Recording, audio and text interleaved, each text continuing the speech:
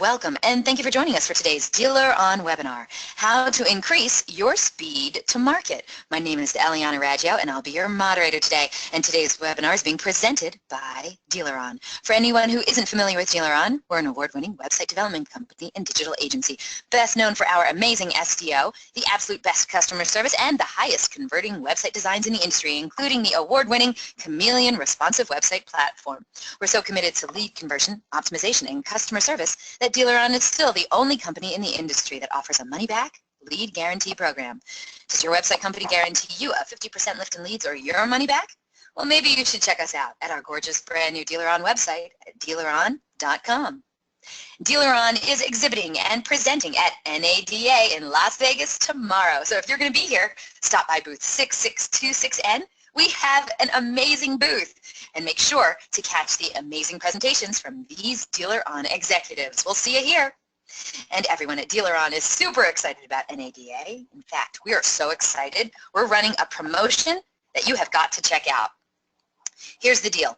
You pre-schedule and attend a demo at NADA with Dealer On, and you're going to get $100. It's really that simple. Sign a Dealer On purchase contract at the show, and we're going to upgrade that $100 to an iPad Air 2 or an Apple Watch, your choice. So go to dealeron.com/webinar to fill out the form to pre-schedule your demo today, and we'll see you at NADA. Oh, and I got to let you know also about the Dealer On karaoke after party on Saturday night at 11 p.m. at Dino's in Las Vegas. Oh, if you were here for the last one, then you know how fun it was. And if you weren't here for the last one, you got to be there. It's going to be a blast. The karaoke contest begins at midnight. We're picking 5 contestants to perform in front of a panel of judges. Winner gets $500 cold, hard cash. And hey, you want to compete? Just make a short video of you singing and send it to Sean Rains at sean@dealeron.com to qualify. And if you're not a singer, well, then I hope to see you come out for the show. It's super exclusive, so make sure you stop by booth 6626N to pick up your pass for the Dealer On after party karaoke party. We'll see you there. And we have a great show in store for you today. We're very pleased to have Russ Daniels as our presenter today. Russ Daniels is the Senior Product Marketing Manager at HomeNet Automotive, the only provider of a unified platform that helps dealers save time and sell more cars by getting inventory out of your system and in front of online shoppers. Russ has a strong marketing and training background, creating a comprehensive training tradition at HomeNet that is simply unparalleled. His primary focus over the past few years has been working with our sales team through product training and personal growth workshops. As the Senior Product Marketing Manager, Russ works to understand core business as well as unmet and unrealized market needs. Russ serves as the voice of the customer to understand dealer needs in the effort to discover and deliver product offerings that are valuable, desirable, usable, and feasible. Russ can be reached at russ.daniels@homenetauto.com. Now, during the presentation, if you have any questions, please use the question feature located on the corner of your screen to submit them. At the end of the presentation, we'll answer those questions of general interest. If we're unable to get to your question live, we're going to try to respond by email later today. Also, don't forget, a link to download a copy of this webinar recording will also be emailed to you later today for your reference, and please feel free to share it with your friends and colleagues. And guess what? Our good friends at HomeNet, they're giving away an amazing prize today on the webinar. One of you lucky webinar attendees is going to win a huge HomeNet swag bag filled with all kinds of HomeNet goodies and souvenirs and tchotchkes like t-shirts and pens and mouse pads. It's a basket full of HomeNet awesomeness. I wish I was eligible to win this prize. I'm not, but you know what? You are. You have to be on the live broadcast to win it, though. So stay tuned, and you could be the one walking away with this awesome prize today. Also, at the conclusion of the webinar, you're going to receive a short survey. So fill it out, because we're always looking for quality feedback from our audience. And hey, do you tweet much? We hope you do. We'd love to see what you have to say about today's presentation, so please tag me in it. You can use at Eliana Raggio, hashtag DealerOnWebby. You can also hit up Russ at HomeNet_auto. We look forward to seeing what you're saying. So let's get started. Let's learn about how to increase your speed to market. Russ Daniels, how are you, sir? I'm great, Eliana. Glad to be here. I'm glad you're here. I love doing a HomeNet webinar because no one, in my opinion, no one knows more about putting your inventory online than HomeNet. This is all you guys do. So this is great stuff, and thank you so much. I think this is a really important problem that we're tackling today in the industry, and I'm looking forward to see how do we increase our online speed to market. So I know you have a lot to get to. Take it away. All right, thanks, Eliana. And again, thanks everybody for your time coming back and joining me on another Dealer On webinar. Always glad to be here. Always glad to be talking to you and working with Dealer On these webinars. Come to you with a new topic today, something that I've been wrapping my head around for the last year plus, and wanted to share some of the findings and some of the best practices to do exactly what you see here: increase your online speed to market. So when I jump into it, it's when you think about speed to market, it really kind of parallels with the vehicle life cycle, right?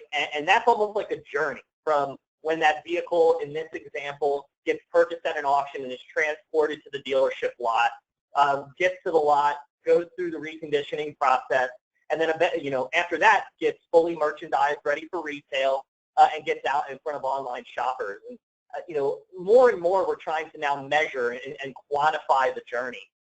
And in the example I'm going to use here in the presentation, breaking it into the three parts you see here today, according to some of the research we've done here working with Cox Automotive Brands, Ready Logistics, and the Cox Automotive team, we're having some averages from vehicle auction, transportation, reconditioning, and frontline ready merchandising. And we're seeing averages on each of these sections, what you see there, about 7 days for auction to transportation to the dealership, about another 7 days for reconditioning, and 3 days to merchandise that car fully.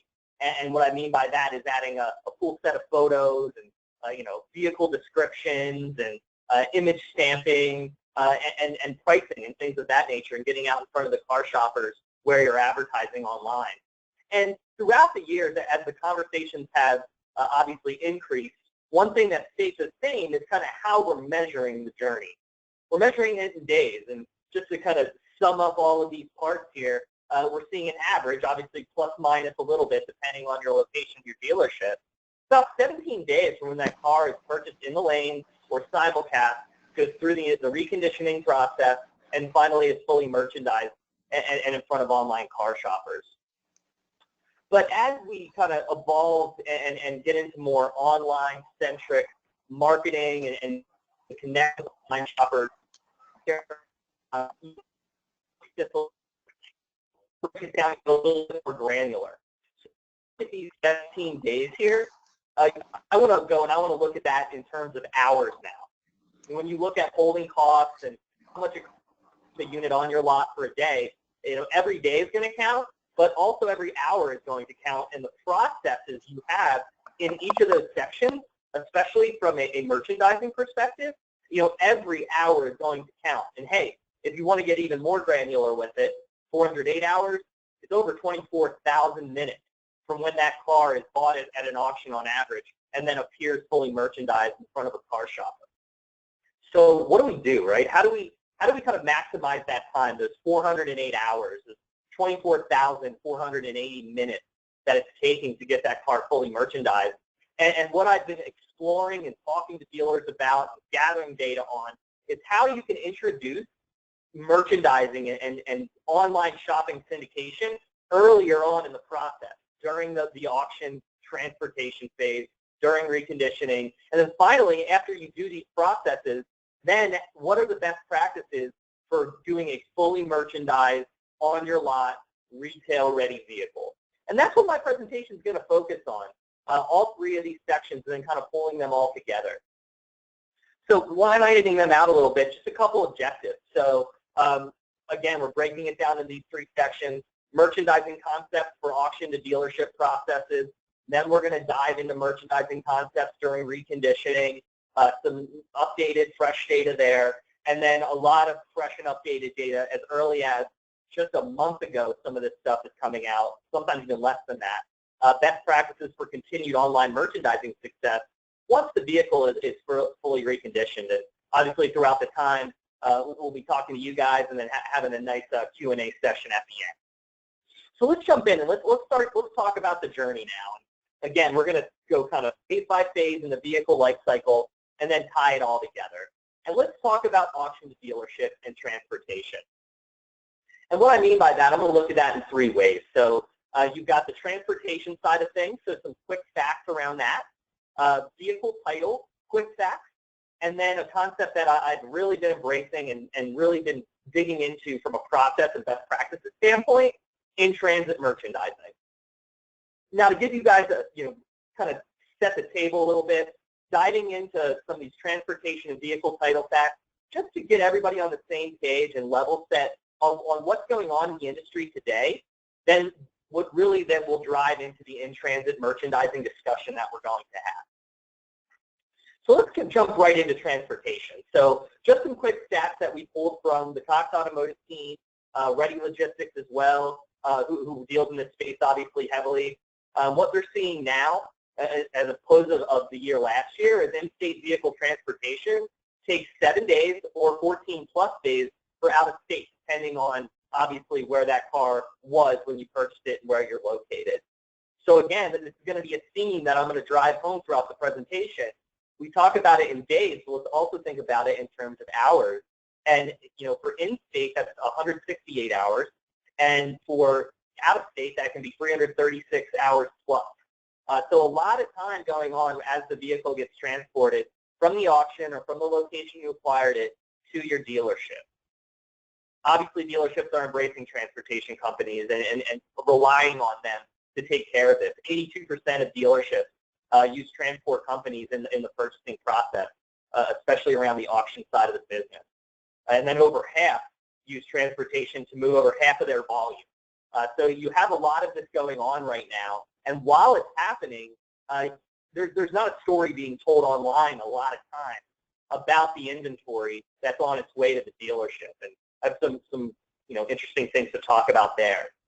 Now, transportation, obviously the key piece of this first section of auction to dealership, but you also got to get into the other one that comes up a lot because obviously it's important, and sometimes it's even required by law, and that's vehicle title, being able to actually obtain that title and have it when the vehicle gets there onto the lot, and even have it before it even gets there.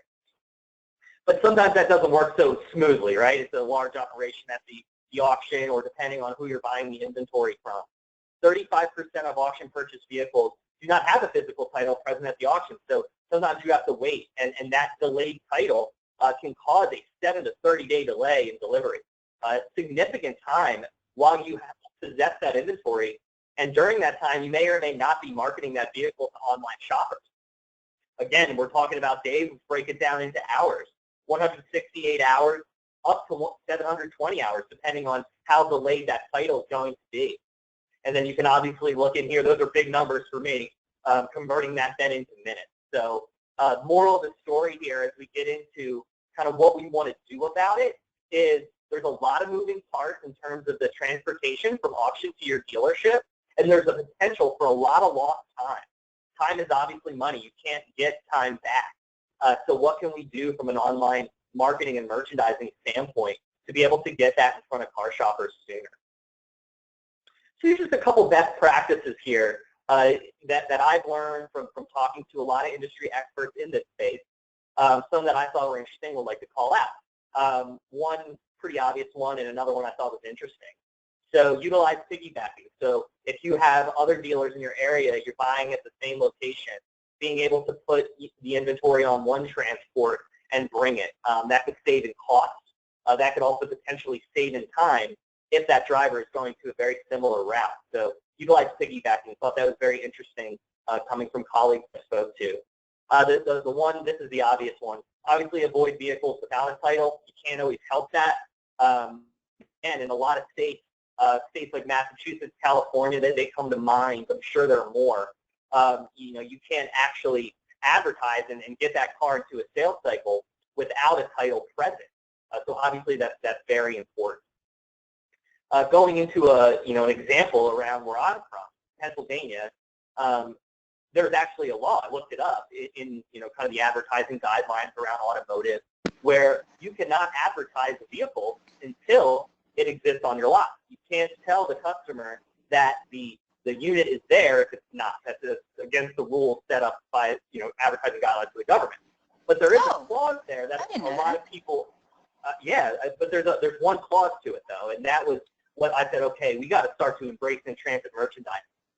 You can't do it unless you disclose to the car shopper that the vehicle's on its way to the dealership. If you tell them that it's en route, if you tell them that it's on its way, be the first to schedule a test drive, that's the transparent advertising that they're looking for. And that's where in-transit merchandising comes in. This is why I got excited, because this is where these are the things I really nerd out about, because the ways that you can inform them that the vehicle is on its way to the dealership is easily done through in-transit merchandising. Let me show you what I mean with an example. So here's a listing. It's kind of a mock listing, if you will. I pulled some of the core merchandising components that I specialize in to talk about here. So you see a vehicle. Let's start with the photo, obviously. The photo is where all merchandising starts, especially from a display standpoint. You got a photo of the vehicle at auction. When the vehicle came out of the lane, snapping a few photos. Before you leave for the day, if you can get them on all the units you bought, great. I know that's not very reasonable, but if you can get them on a few, just a couple quick pictures of the exterior, that's going to go a long way. And I have some data around that I'll share with you in just a few minutes. But there's other components there of merchandising that are also going to help disclose that, and also provide a sense of urgency to the car shopper where, hey, maybe I want to jump on this, so I get on it first. You can do an image stamp. More photos coming soon. You could also say on its way to the dealership, or some language similar to that in the image stamp. This can be further along in the journey through the photos, maybe the second or the third photo. A lot of really strong activity can come from that, and I'll get to that in just a second when I cover overlays in a little more detail. The other one that's really exciting is the vehicle description, especially the top of that vehicle description, as you see highlighted there at the top of the right-hand side there. So if you can't read it, I'll just go through the first sentence here. On its way to the dealership, call now to be the first to test drive this vehicle. You're being transparent to the car shopper, so you're doing advertising kind of the right way.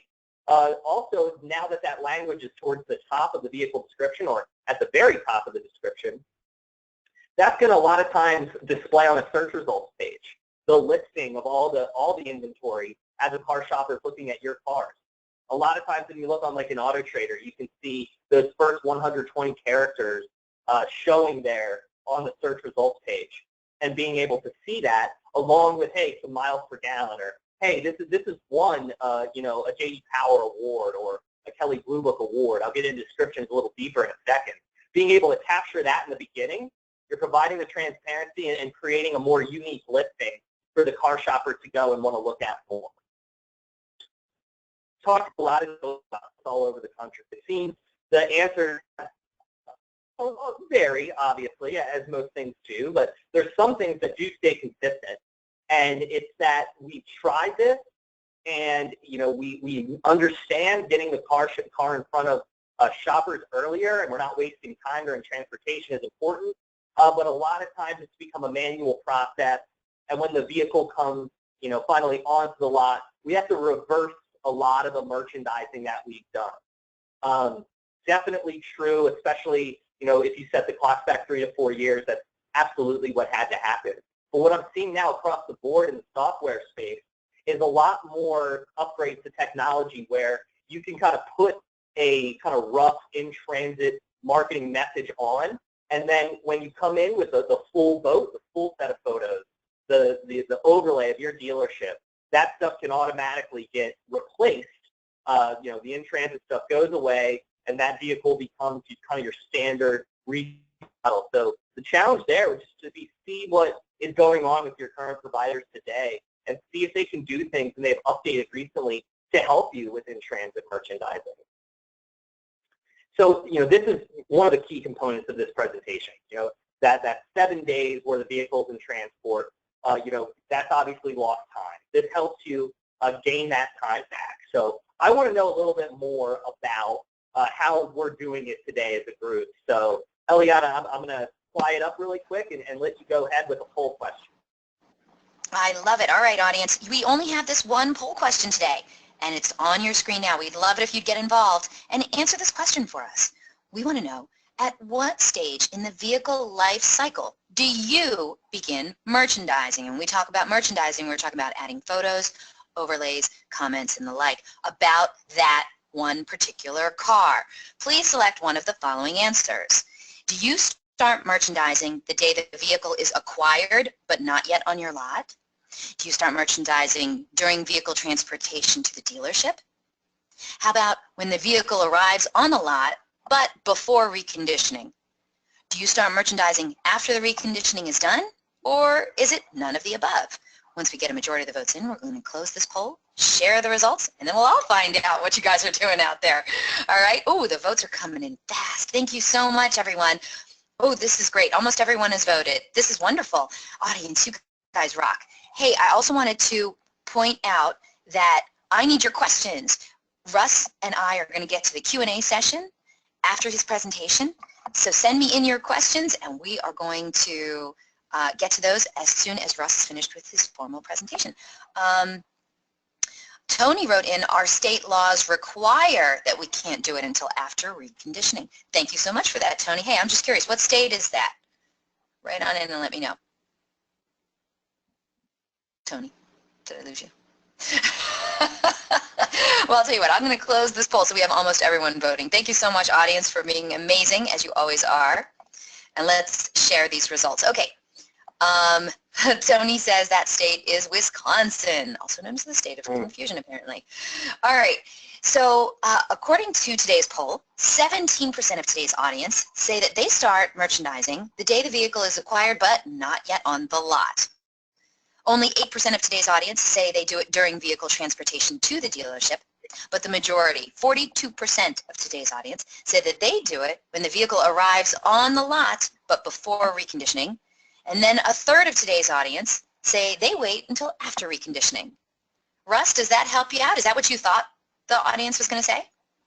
Yeah, actually, it aligns perfectly, and Tony made a great point there. And if anybody wants to shoot me a note after, I have all of this kind of documents around what it requires. If you guys have any questions on that, as early as possible. So a lot of times, conditioning, you have to do that. So that aligns with a lot of what I hear today, and it seems like everybody is doing it well here on the audience. So really did help. Thank you, Eliana.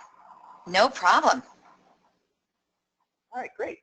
So I'm going to jump back in here and get into the kind of that second phase of the life cycle that I'm going to talk about today, and that's around reconditioning. So let's jump right into that. Again, kind of hitting this through 3 different points, some quick facts around reconditioning, some quick tips as well, some things that I'm seeing, hot button topics here in the industry, and then jumping into a way to help and something you have access to today that can kind of move that vehicle along from a merchandising standpoint before and during reconditioning, as a lot of you are doing here today, and that's just around some things you can do with your mobile device. So let's jump into reconditioning here now. So again, some quick facts, again, around days and hours and minutes, again, driving into that. According to the Cox Automotive team, average reconditioning, it can take 7 to 10 days. And then let's break that into hours, 168 hours, over 10,000 minutes. Again, that's a lot of time. That's time that you can't get back. And we're getting more now after that poll question, starting to see you guys getting into the groove of merchandising during this process, which is great. Top performing dealers can recon 85% of their inventory in less than 24 hours. So that's just something to strive towards. I know everybody's got different processes, but I just thought that was worth calling out, that folks with a pretty solid reconditioning process can move these things through a lot faster than 7 to 10 days. So some quick tips, and this is, I just updated this, after a similar talk that I did, because I just can't ignore how much discussion and chatter there is around recalls in our industry today. And during the reconditioning process, it's obviously a great time to identify and clear those recalls before it's ready to go onto the front line and be test drove and advertised to car shoppers. So recent J.D. Power, Renee Stevens, the vice president of U.S. Automotive at J.D. Power, did some nice talks about recalls, and it just blows my mind. Record numbers in the recall side now. So there were 860 vehicle models affected by recalls. 860 vehicle models affected in 15. Highest number in history. Followed very closely by 778, so about 90 less vehicle models in 2014. In the first 8 weeks of this year, there have already been 84 vehicle model recalls affecting 8.6 million vehicles, and this is in the U.S. alone. So it's something that I hear about all the time. I hear a lot of kind of testimonials and stories around some of the larger auto groups out there starting to bring this concept of recall, open recalls, into their merchandising process, where they don't want to advertise cars online that have open recalls. They need to take action. They need to know the units, when they purchase them or when they arrive, however they acquire them. They need insight immediately around open recalls to be able to clear them and be able to know for sure that they are marketing their vehicles and they've cleared out this recall. There's OEM recall information that I'm sure everybody here is familiar with. It's one of those things that's on the tip of everybody's tongue. So it's something that you need to think about. And there's a lot of different sites out there and a lot of different tools that you can use to help with that. But again, I think the technology even needs to evolve there. But it really equates back to the reconditioning and be able to do that more rapidly. Now, kind of after you move through that a little bit, now you can move now into what I call mobile merchandising. So while that vehicle is going through reconditioning, maybe you get your first really good glance at that vehicle as soon as it comes out of recon.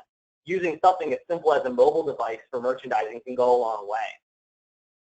So last year I asked, I did a merchandising effectiveness survey. I do it every single year, and asked a lot of questions around mobile. And the one that I really wanted to call out here is about 90% of the dealerships that I sent that returned that survey back to me use mobile devices to conduct business in automotive every day, for a variety of different reasons. Though the question was not directly at merchandising. It could be appraisal. It could be chat. It could be anything. The point of the matter is you do have those mobile devices in front of you. So if you aren't already, or if you're doing it a little, think about using that mobile device in your merchandising process. You can do it a variety of different ways. It could be a data collection mechanism. So when you get that vehicle, on appraisal, or if the car comes to recon, using a mobile app that your provider has, or obviously discuss that with them. You can come in and book that car in through your mobile device, bin scan, or just type it in and add that vehicle. Before maybe it goes to the DMS or it goes in through whatever provider you're using to get that inventory out. Maybe saving and adding another day or two to that process. Really great story that I heard from a dealership I spoke to is just using mobile apps around merchandising for simple VIN decoding. I mean, let me just see what the VIN is telling me about this unit from a equipment standpoint, from a miles per gallon standpoint, different things like that, four-wheel drive, just to know for sure. Just scan the VIN or type it in and see what it has to say. That can help you, obviously, as car shoppers come in and talk to the vehicle, but also it's going to help you wrap your head around, how do I want to merchandise this vehicle? What type, I want to be very specific and specialized as I merchandise this car. So knowing what's on it as soon as possible, is obviously a really good tactic and a best practice to use. And then obviously photo and video capture, taking videos and photos on our phone all the time, uploading to social media sites or sites like YouTube, Vimeo. Use that as well to take a couple quick shots, a short shoot of that unit before you're ready to go and fully shoot those 20 to 40 images on a used car, or 9 to 20 images on a new car. The short shoot is becoming more and more popular now. Gets me really excited because it's very much effective comparative to stock photos or no photos at all. I'll have you throw a little data your way on that in just a minute. So the short shoot is something that I'm very much am all for. Again, what that is for anybody is shooting 9 to 10 quick photos on that vehicle when it comes out of recon or right before, so you can get something online that is the actual vehicle before you're ready to then go shoot that full set of photos. So mobile devices can help with that. bring that into the recon process, you could see that, you can see some positive results there. Which then brings us now to our third leg of this journey. As our senior trainer at HomeNet, a good friend of mine, Matt White, says, the journey to the truth. It's merchandising, and that's, that car has been transported to your dealership, you've reconditioned the vehicle, you're now ready to create a really nice frontline ready retail online listing on that vehicle. And what are the most effective things? What is working now? Where do I want to invest my time? These are things that I always am thinking about and wanting to work on. So let's get into that. And I don't think there's any better topic of merchandising to start with than the photo piece. Shooting photos of your inventory. When I'm talking to dealerships all over the country about it, this is obviously where the conversation starts and where we spend a lot of our time. You may have seen a couple data points of this if you've seen one of my presentations before, but I have added some new ones that are very, very recent, according to Auto Trader site data and the Cox Automotive team. Before I go there, I think there's just one stat to throw out here that is just, something that always gets my mind wrapped around the importance of photos. That's 1/3 of all online shopping occurs while your dealership is closed. This is your chance now to make that first connection with the car shopper, and you do it with photos.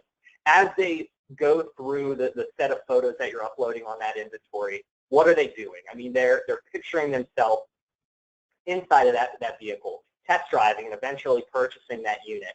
Very similar to the experience I had when I bought my house. I bought my house about 8 months ago now. And what's the first thing you do? I mean, obviously you set your criteria around the type of house you want, bedrooms, bathrooms, area, your price range, obviously. Those are really good prerequisites. But once you dig into the listing, what's the first thing that I did? I looked at the photos. I looked at the photos not for the specs. I already put the specs in. I know it has the high-level things that I need, but I'm trying to create the connection with that home. I'm trying to picture myself and my family inside of it before I actually go take a look at that house and eventually buy it, which is exactly what I did. And there's a lot of parallels in the real estate industry to automotive. And obviously the photo set is the one that I'm talking about here today. So as you drill down now into automotive, you can see some just really compelling numbers. So let's start with used car photos. So used car listings with multiple custom photos versus a stock photo get 354% more VDP click-throughs on third-party sites, according to Auto Trader and the Cox Automotive team. I mean, that's huge, and really stresses the importance. And it makes sense, right? They don't want to look at kind of that stock photo, which is a nice-looking stock photo, that example in the top, but they want to see this photo, this VIN. And as you go down to the example below the stock photo, you can obviously see that there. It also makes a really good, compelling case for a short shoot, or if you can grab a couple pictures at auction of that unit, get something up there faster, you're going to see positive results. And you're going to see even more positive results if you don't go down the stock photo route, and maybe you do an image coming soon or just a no image at all. Listings with multiple custom photos versus no photos at all get actually 372% more VDP click-throughs on third-party sites. So again, a very significant number. Now, that goes on. You do your short shoot. You know you're getting a little bit more activity because you have the actual vehicle there that you're advertising with photos. But the next one is, okay, I'm ready to take the full set. How much time should I invest? How many photos? And we like to throw out here in the industry, big numbers, 15 to 45 photos, different things like that. I don't like to throw out the ranges that wide. I don't think that helps you at all. So let me tell you what I've seen very recently. So VDP views per listing, as you can see here, steadily increase until 48 photos, at which point there is a significant variance. It does drop. So you see that a lot. You see more than 40 photos. I'm seeing that more and more. You're thinking more photos, that's going to help sell the vehicle. Well, you can take a lot of photos of the unit, but don't overdo it, right? And 48 photos is right at the top of that scale. I'm seeing some recent articles. Yeah, exactly, Eliana. And I'm seeing some recent articles come out now where it's kind of like we're going into this death by photos type of thing. When we're having too much photos, and it's kind of drowning them in photos. And taking 9 or 10 photos should be enough to capture them initially, and then be able to use other type of captive merchandising video, maybe a 360 spin, descriptions, different things like that. My answer to that is I like a mixture of both. I like the concept of going with the short shoot, couple quick photos, and then come in and take a set of photos that works for your area and works for your dealership and your customers. On the used car side, I've said this number before, you're right around 25 to 30 photos. That's on a full photo set of a retail listing. You're in a really good place. If you can take more, then that's great. But keep in mind that just don't take a bunch of photos. That's not going to help you. Take photos that's going to sell this unit. If there's a picture, if there's a nice navigation, some good technology in the interior, capture that. Sunroof, different things like that. Get a picture of the nav. If you aren't taking photos of those kind of why buy features today, and you're in that 27 to 30 range already, taking a few extra, you're going to see those VDP views steadily increase. Again, just be specific about it. And in the new car side, again, 15 to 20 is a really good thing, but it always depends on the dealership, depends on the volume. So again, a short shoot concept on the used car. If you're not, if you're figuring out new car photo processes, kind of take that short shoot and move that into new car for the full retail listings, 10 to 20 photos. That's a really good start. Now again, this is about speed to market, so let's talk about time. So the average number of days for listings to appear with photos, 12 and a half days. That aligns, and I got that from one data source, and then the averages from the very beginning of the presentation, 7 days for transportation, 7 days for reconditioning, 3 days to get the car fully merchandised.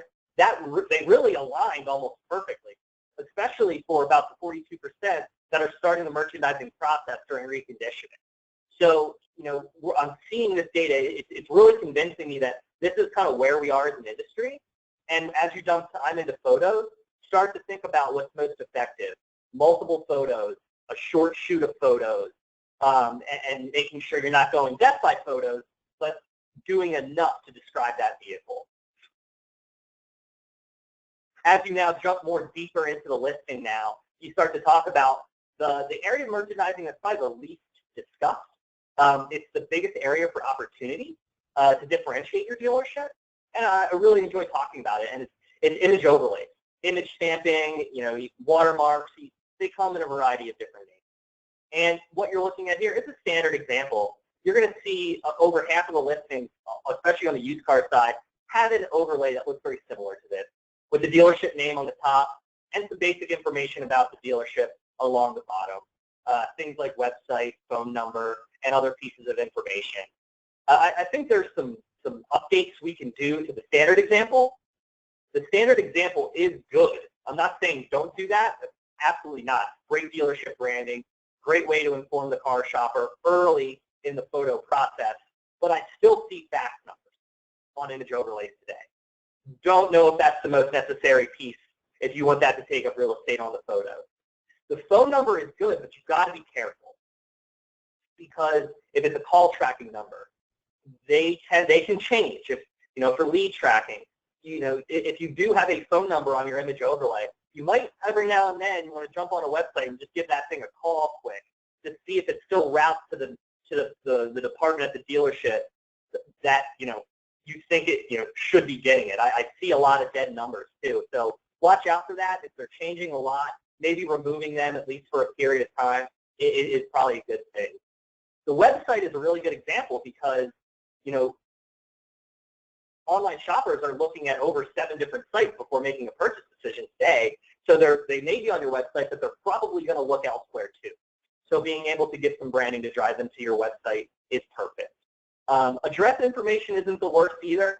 If you can fit it on, a lot of times that's going to be showing on your dealership page on a third-party site or towards the top right, top left side of your website anyway. You don't need it, but you can include it there. Now, this is the piece that we're not talking about. These are the things that I'm not seeing, and that's what happens after the first photo. So you have that first photo of the image overlay, and then all you have is a standard set of vehicle photos. This is the first time that the car shopper is attempting to create a connection point, with that vehicle. And what better time to serve them up content about that vehicle that is further down in the vehicle details page? No better place than further along in that photo set, that third, fourth, 10th photo. And here's an example that I created here for the presentation. 5.0 liter V8 engine. Also it's a Carfax one owner. This is information that might be on the search results page. Maybe they didn't catch it. It's definitely going to be lower on the vehicle details page, but we're not sure if they're going to make it down there to really dig deep into the vehicle. We do know when they click onto the vehicle details page that they're looking at the photos of that vehicle. So you can go ahead and serve up this content, these image overlays, later on in the photo set to further and deepen that connection with the car shopper. I like that idea. Yeah, I'm seeing it happen more and more and more, but there's still a huge opportunity. And how do I know that? I know that because I checked. So I was able to get my hands on a sample size of about 100 million photos online, a snapshot of them, and less than 10% have overlays with strong connection points after the first photo. So I kind of replace the call to action kind of verbiage that we all get beaten down with all the time with connection points.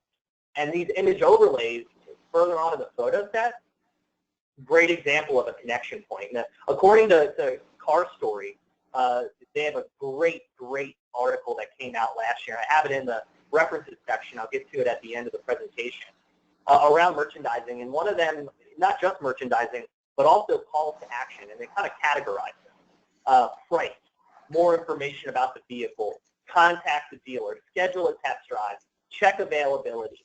Those are the top 6 right there. And all of these can be, accomplished with connection points through image overlays throughout the photo set. Check price. I mean, the pricing strategy is imperative as a dealership. We all know that now, and there's a lot of great providers out there that provide it. Let's look at those 5 below. More information about the car. They want to know more about the car. Sound familiar? I just went back and looked at that one again. More information about the car could be served up there. Contact the dealer. Really great on that first overlay example that we're seeing all the time. Schedule a test drive. Just a nice verbiage you can throw out there in the photo that's going to kind of create that connection, create that action with the shopper. And then check availability. Right back to in-transit merchandising again, on its way to the dealership. Or will be, coming soon. More photos coming soon. It's all starting to tie together with the vehicle life cycle, and you can really help that with image overlays. It's also a really great way to differentiate your dealership and actually attract attention at the point of discovery. So image overlays, again, I probably the least talked about area of merchandising, but I really get excited about the potential it has, and I like what I'm seeing, kind of where it's trending in the industry today. Now we're going farther down into the vehicle details page, and we get to the vehicle description.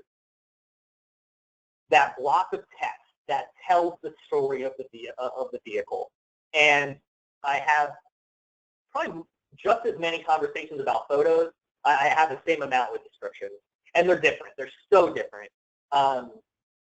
in how vehicle descriptions are generated automatically through software, or I write them all from scratch, or I kind of do a hybrid approach where I use software and then tweak it myself, or I don't really do that, write descriptions too much, because I don't think it really helps. I think the photos and the price and the equipment on the vehicle are really what's going to sell it.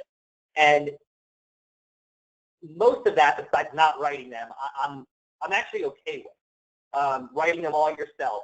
Me coming from a more software background, you'd think I'd push towards technology, but you know your inventory, you know your shopper, and if you want to dump time into description, then that's great. But let's make sure you're investing your time to create a really good vehicle description. And I came up with a simple formula to help with that. It's the 3 B's of building a vehicle description. You build a connection, and you be specific, and you balance the message. 3 components of a vehicle description that can really create a compelling story about the unit.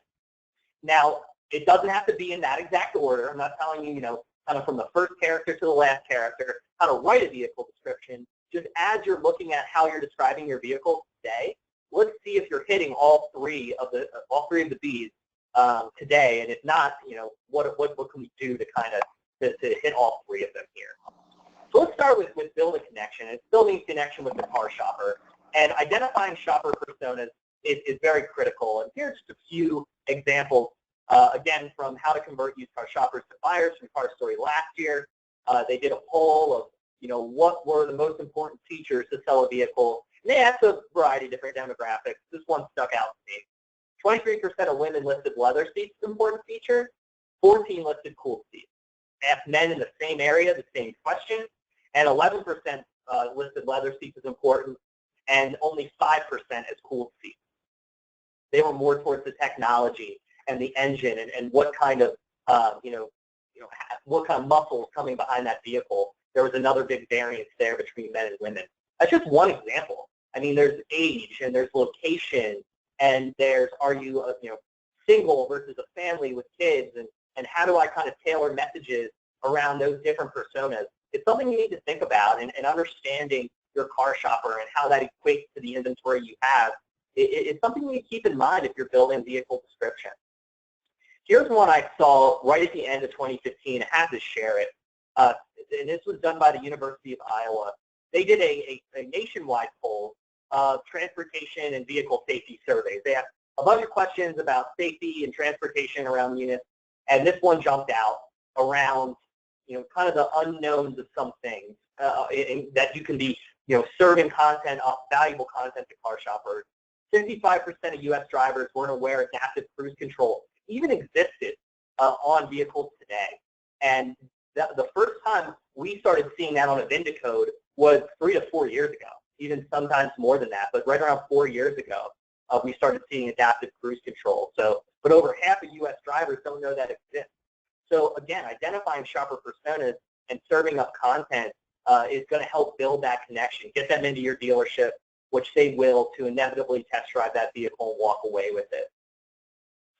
The adaptive cruise control kind of transitions nicely into the second B, and that's B specific. And that's not talking about this year, make, model combination. That's talking about this VIN. And I have two examples here. I have the one on the left, which is one you still see today, with just some option codes and some quick abbreviations. With my time in the industry, I know what all of those mean, but your standard car shopper may know half of them if you're lucky. You go over to the right, same kind of vehicle, described a little bit differently. What you see here is a really quick report by NHTSA of a 5-star rollover crash rating. You see some information around KBB retail, and that's below. You got mileage information. It's telling a story. You're talking about the climate package and the tech package quickly in the unit, and you're being able to help educate them specifically why this car is important. And they're looking for it. Car shoppers are looking for it. 58% of car shoppers find vehicle description inadequate to make a purchase decision today. Over half.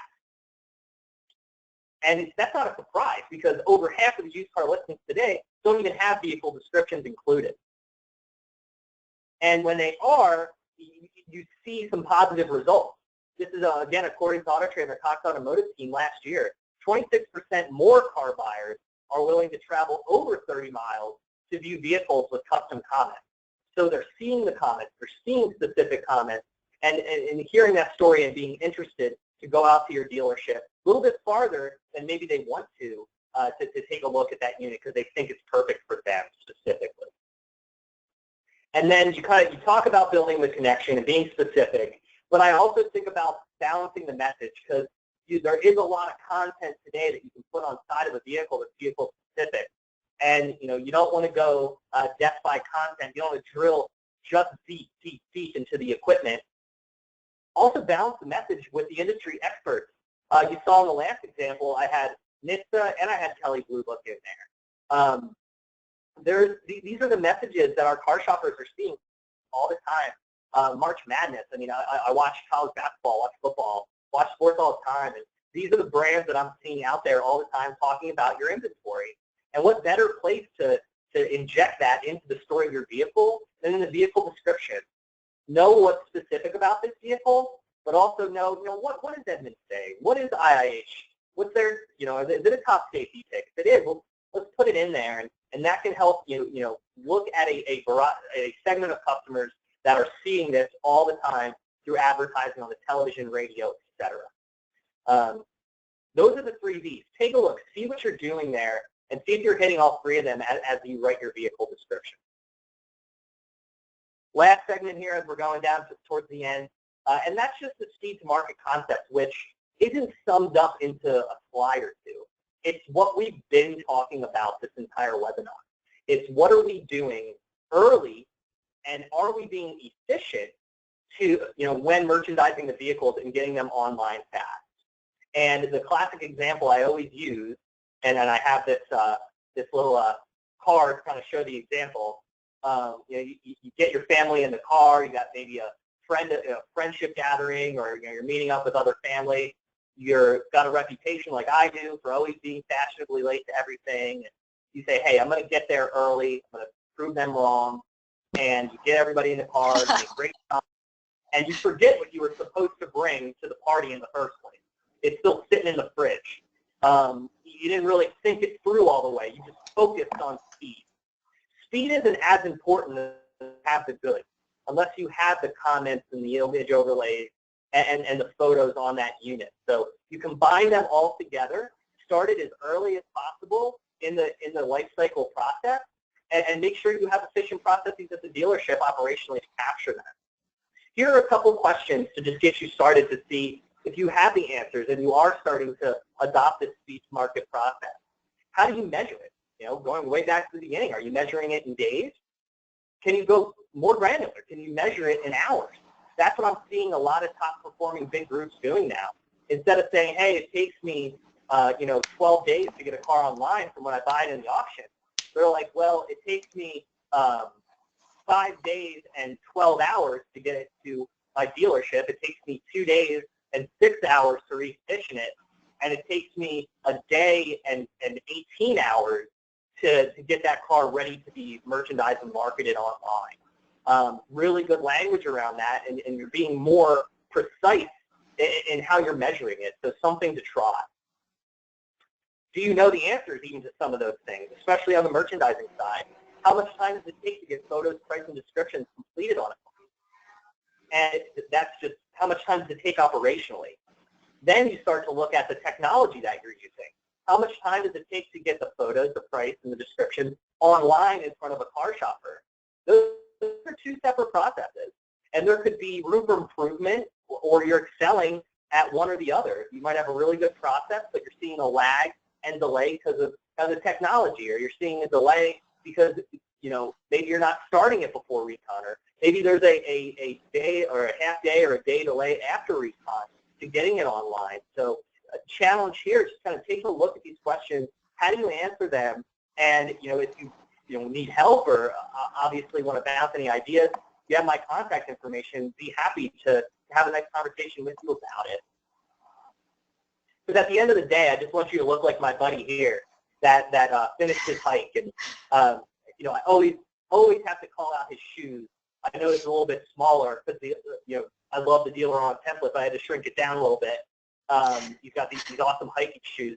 I don't think he'd be as excited as he is after completing his hike if he didn't have all the supplies with him. I don't think he would have scaled that mountain and then back up again without his, without some food, some water, a tent, some supplies to help him get there. And I think the same can be said for merchandising. That speed to market is important, and every day, every hour, every minute, you want to be maximizing getting that car online in front of car shoppers, but make sure you have all the supplies before you go down that route. And we kind of covered a lot of those today. You can see them in the cloud there. And just remember that the journey to the truth, measuring speed to market, it's not a sprint, it's a hike. And I want to make sure that everybody is armed with the right supplies to have the type of reaction that my guy has right there. And that's what I had for you today. Just wanted to throw some suggested resources that I used here on the webinar. I listed 3 here. I'm reading stuff about this every single day, so this is the only thing that I have. I'd be happy to share more, but here are some of the core white papers that I used. Another resource that I have are some homegrown things that my team members at HomeNet made. that I attached here, just some white paper general best practices around photos and vehicle descriptions. Please download them and take a look at them and ask any questions if you have them. And then action items here, walking through the process again. Take a look at in-transit merchandising. See if you even can do it, to Tony's point. And if you can, let's see if we can form a strategy on how you get that done. Test the short shoot photo capture process, taking a few quick photos before it goes to reconditioning. If you haven't done that, give it a try, because you're seeing them outperform stock photos or photo coming soon graphics substantially on third-party sites. And then obviously, let's think about the 3 Bs as always. Build a connection, be specific, and balance the message when you're writing a vehicle description. And then just start to get your head around how you're measuring speed to market. You measuring in days, or are you measuring in hours? And how can you develop strategies and efficient processes at your dealership to shave that time off, to get that car online sooner and make your dealership more profitable? So, Eliana, that's what I have today. Do we have some questions here? Why, yes, we do. We have a handful of great questions that came in. Thank you so much, Russ. Great presentation. Audience, we're ready for your questions. If you haven't gotten in your questions yet, now would be a great time to send them in. We're going to get to those questions in just a moment. I got a few more things to tell you, though. First of all, if you haven't checked out our handouts section, well, we have some goodies in there for you. First of all, we have today's slide deck from Russ Daniels, so you can download that immediately by opening the handouts section right in your GoToWebinar interface. We also have a couple of other surprises for you from Russ and our good friends over at HomeNet. One of them is a best practices photo guide. Oh yeah, that's a good one. You're definitely going to want to download that one. And then another one is a vehicle descriptions or comments best practices guide as well. So download those. They're free, instant download. Do it now. It's in the handouts section of your GoToWebinar interface. And if you heard it at the top of the webinar, well, I'm here to tell you again, I announced that our good friends over at HomeNet, they're giving away a really cool prize today on the webinar. One of you lucky webinar attendees is going to win a huge HomeNet swag bag. It's filled with all kinds of HomeNet goodies, souvenirs, and tchotchkes. Got t-shirts and pens and mouse pads and all kinds of cool stuff. It's a basket full of HomeNet awesomeness, as I like to say. All you have to do is answer a simple question about the presentation that you just saw. So what I need you to do is get ready, get to your keyboards. First one to write in the correct response is going to be walking away with this super cool prize today. Good luck, everyone. Of course, vendors, if you're out there, hey, we love having you on the show. We always appreciate your attendance, but this prize is intended for dealership personnel, so we're going to ask you to please kindly sit this one out. And let's see if some of these dealership people know the answer to our giveaway question. Here we go. Good luck, everyone. The question is, on average, how many hours does it take for a vehicle purchased at auction to appear online for car shoppers? We're looking for hours, people. And, oh, yes, David Sharp, you're our winner today. That's right. He was the first one to answer, 408 hours. Congratulations, David Sharp. Thanks, Dave. Congrats, dude. All right, Sharpie, I need you to write on in and give me, he says, woohoo, I need you to write in and give me your mailing address so we can get this awesome swag bag out to you as quickly as possible.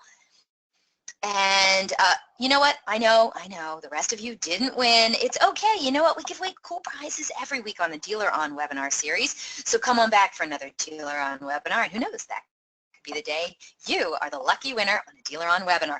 But for right now, we're going to congratulate today's winner, David Sharp.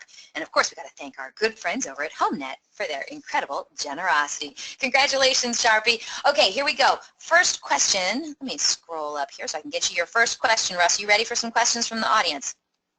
Yep, I just turned my camera on. Hey, everybody. I love it. How you doing?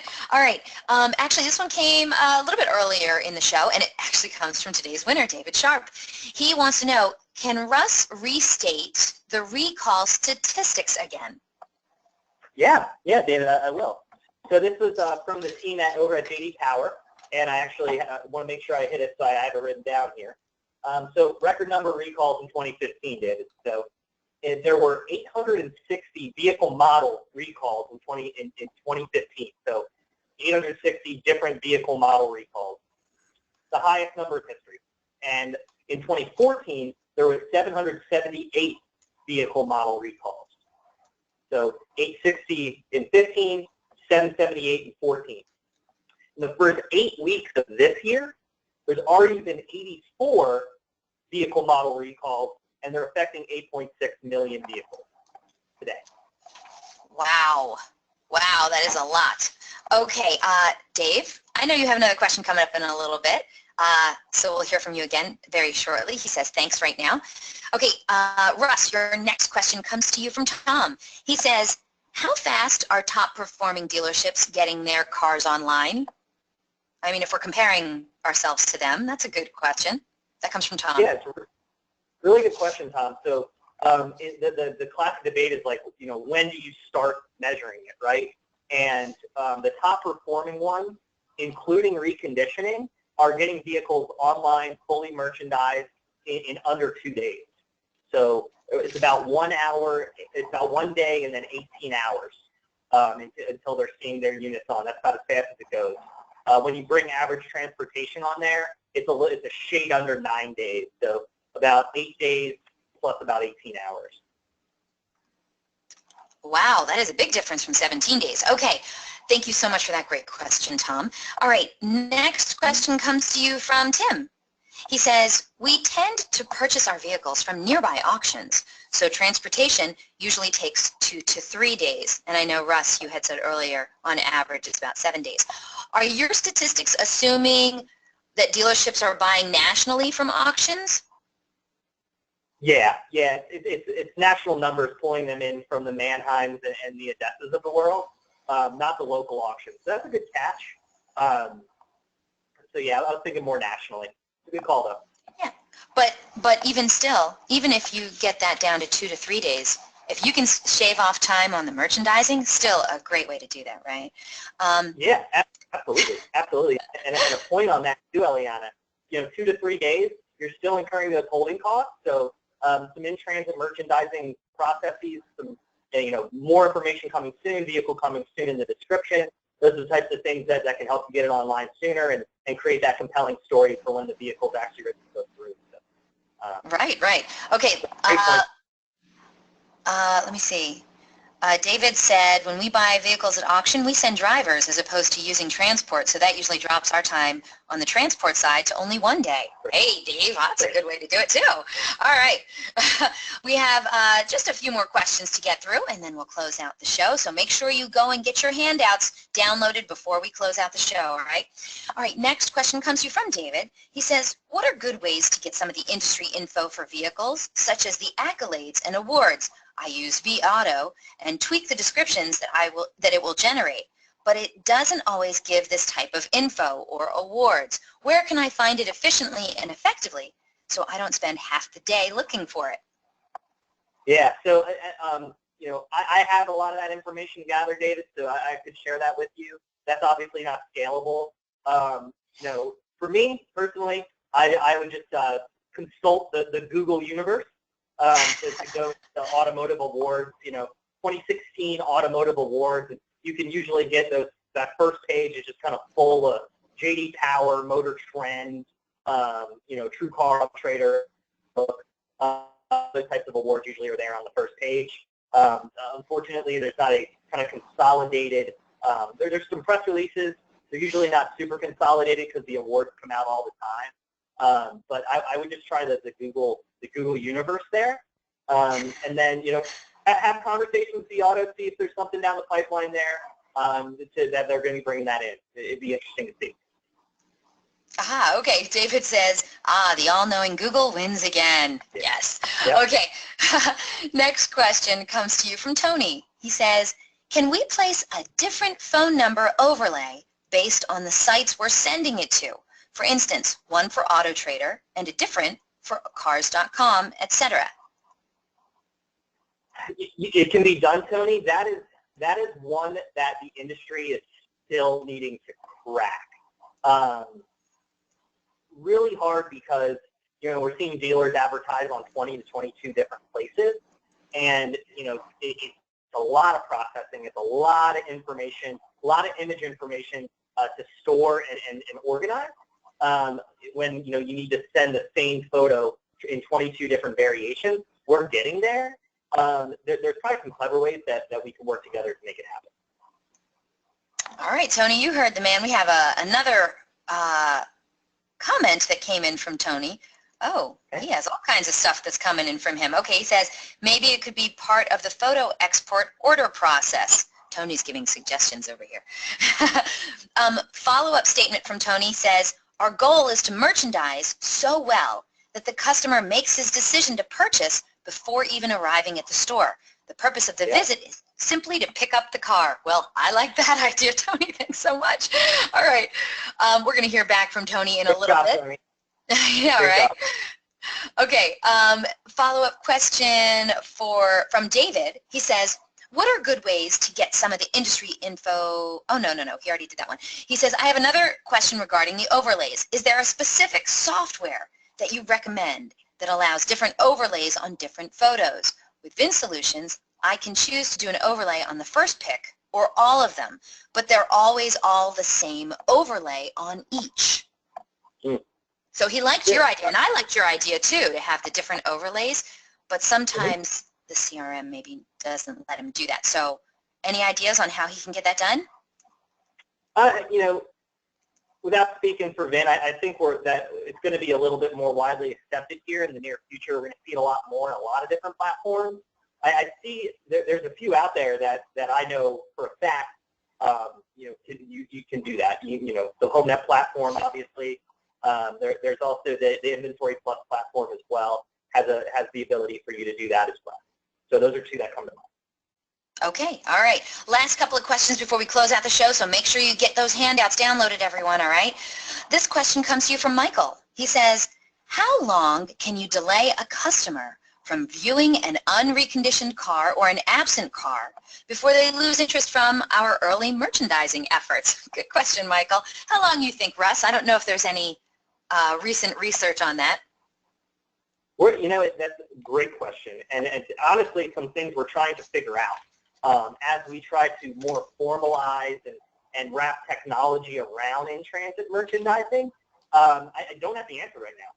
I'm working to get that answer. I think that transparency is key, though. I think being able to have a clear kind of business process inside the dealership where BDC or the sales guys handling the calls, handling the customers, know ahead of time of what units are being advertised online while they're still en route. It's just going to help with the conversation to set expectations up front. If it's something that, they maybe came in with a different idea of where the car was, you're probably going to lose them pretty quickly, honestly. But I'm going to gather up that data, and maybe I see a future on another dealer on webinar where I can share some of that stuff with you. I like the sound of that. All right.